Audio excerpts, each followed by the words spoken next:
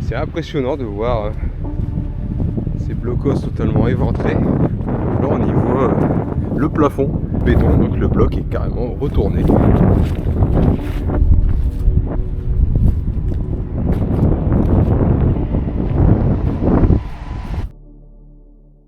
Salut à tous, alors me voici à Tarnos.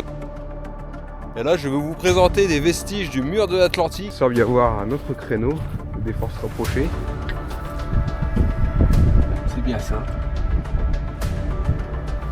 Bon, en tout cas par sécurité, ils ont été tous touchés.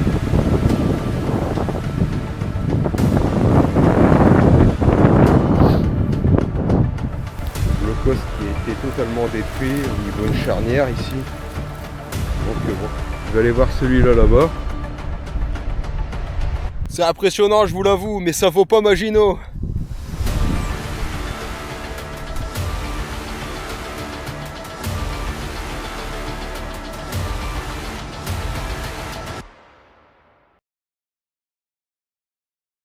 Salut à tous les explorateurs, alors aujourd'hui, nouvelle vidéo, nouveau décor. Sujet d'aujourd'hui, le mur de l'Atlantique. Alors si tous ces sujets sur les fortifications, la guerre, bref, si vous aimez tout ce qui concerne l'exploration de bunkers, vous êtes sur la bonne chaîne. Abonnez-vous, likez, partagez, j'ai de nombreux contenus sur ma chaîne YouTube sur notamment la ligne Maginot. Je vais vous emmener à la rencontre des vestiges du mur de l'Atlantique, donc je me suis rendu à Tarnos. Là-bas, on y retrouve de nombreux blocos et aussi la fameuse tour de commandement Barbara. Alors tous ces ouvrages faisaient partie d'un immense mur de fortification érigé par l'Allemagne nazie, appelé le mur de l'Atlantique. Alors cette ligne de fortification débutait de la frontière espagnole au nord de la Norvège et s'étendait à peu près à 5000 km de côte.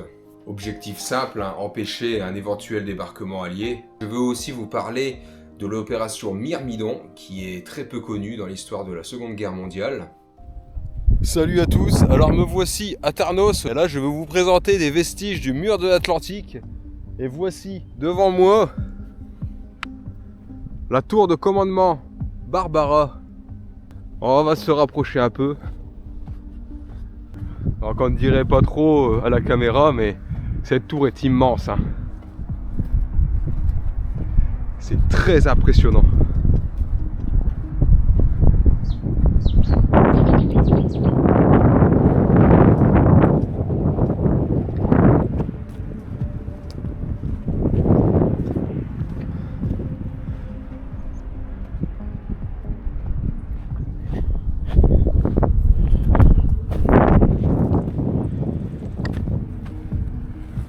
Il y a plusieurs vestiges un peu partout, il faut faire attention.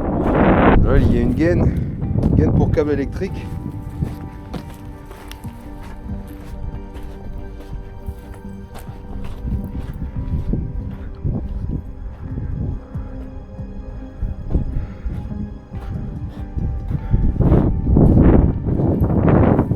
Donc là on y voit un créneau. Il y a encore le bruit de coffrage.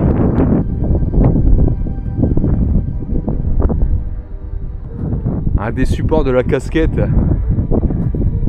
est vachement endommagé là-bas. Là ici il semble y avoir un autre créneau des forces rapprochées. C'est bien ça.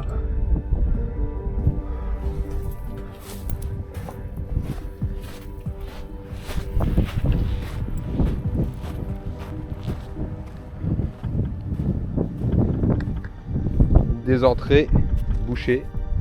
On voit bien, c'est marqué Barbara.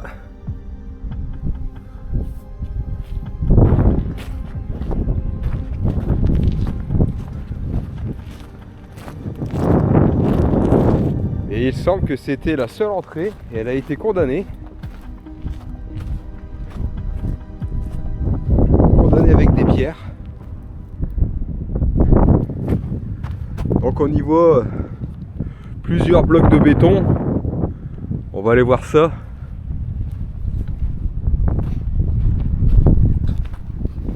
Je vais commencer par celui-là. Parce qu'il y a une certaine variété de blocos ici. Après, je ne suis pas un spécialiste du mur de l'Atlantique, donc je vais essayer d'expliquer au mieux ce que je vous présente.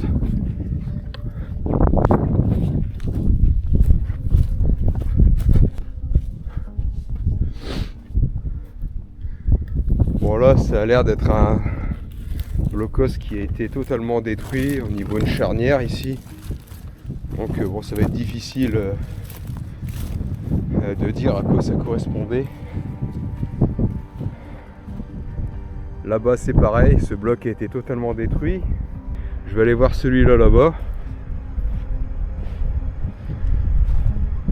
À première vue comme ça a l'air d'être un abri pour infanterie. Donc celui-là aussi a été bouché par des pierres.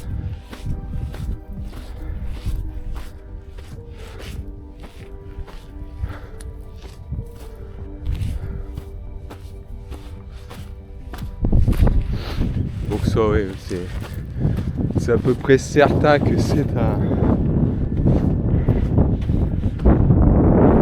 un abri pour les troupes.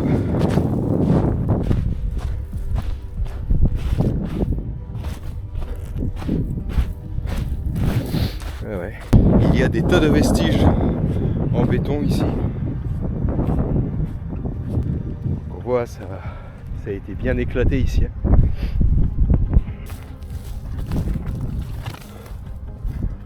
Donc,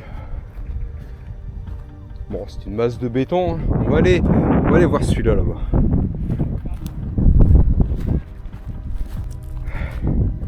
On voit bien un cratère avec les restes de béton, avec les restes de ce bloc de béton au fond.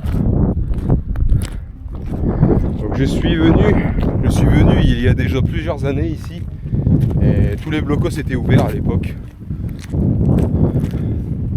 Là on voit bien tous ces vestiges totalement éclatés là-bas. Bon, on va voir ici.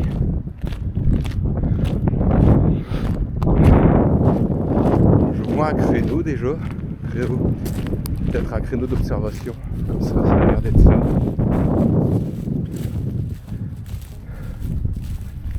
C'était peut-être un blocos DCA. Donc DCA pour défense contre avion.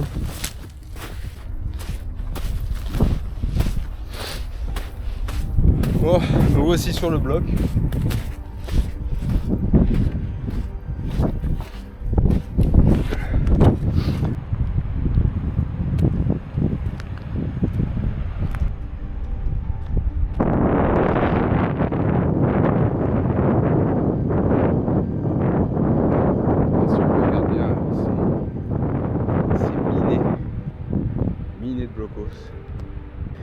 Ils ont été tous bouchés.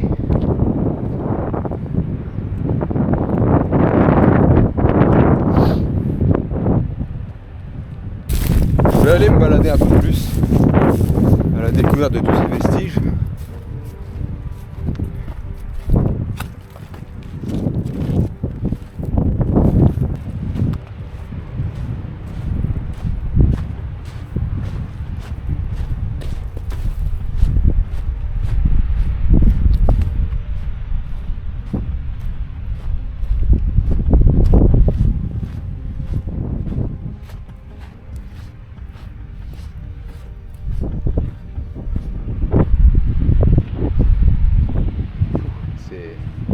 C'est impressionnant de voir ces blocos totalement éventrés. Là on y voit le plafond, c'est le blindage du plafond qui permet de protéger l'équipage des éclats de béton. Donc le bloc est carrément retourné.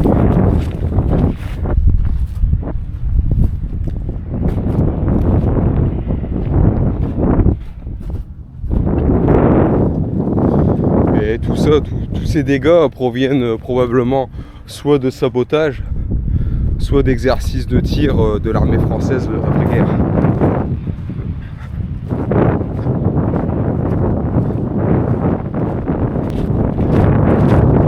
Une énorme dalle. Je ne sais pas du tout à quoi ça pouvait servir. Il faudrait vraiment que je vienne avec un spécialiste de l'Atlantique. voici encore des abris pour les troupes.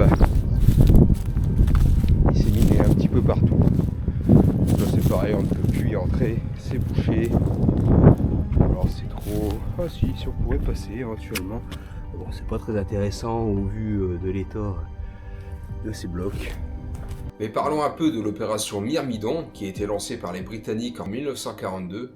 L'idée était d'envoyer des commandos pour de multiples objectifs, que ce soit le renseignement, la capture de prisonniers et le sabotage d'installations militaires allemandes. Il y a eu plusieurs incidents lors de la tentative de débarquement, donc l'opération a été annulée, mais ça reste néanmoins une opération qui a existé. Alors attention, dans la vidéo, je dis que c'est impressionnant, mais ça ne vaut pas Maginot. Encore une fois, c'est personnel, c'est à mes yeux, et je ne suis pas le seul, la ligne Maginot reste le système de fortification le plus perfectionné de l'époque, clairement.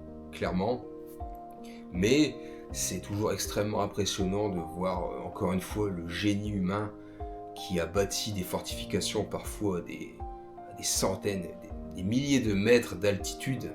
Je pense au fort Chaberton par exemple, le Janus, toutes ces fortifications de la ligne AP espagnole. C'est un réseau de 10 000 bunkers disséminés dans les montagnes. Il a fallu les bâtir, ces bunkers. C'est très impressionnant, très impressionnant. Alors si je peux donner mon avis sur toutes ces fortifications, pour en avoir exploré énormément, je suis vraiment très fasciné par le génie humain. L'être humain est un grand bâtisseur. Alors il faut savoir qu'avant la Seconde Guerre mondiale, de nombreux pays d'Europe se fortifiaient, se préparaient à la guerre. Donc il n'y a pas eu que la ligne Maginot ou le mur de l'Atlantique. Les Espagnols ont aussi érigé leur propre mur de fortification, donc c'était sous Franco, la ligne AP. Il y avait aussi l'Italie avec la Vallo Alpino, il y a eu les Belges avec leur fer de lance de fortification. Ils avaient le fort le plus puissant de toute l'Europe, c'était l'Eben Emael. Il y a aussi eu la ligne tchécoslovaque, jumelle de la ligne Maginot, ça j'en parle dans d'autres vidéos.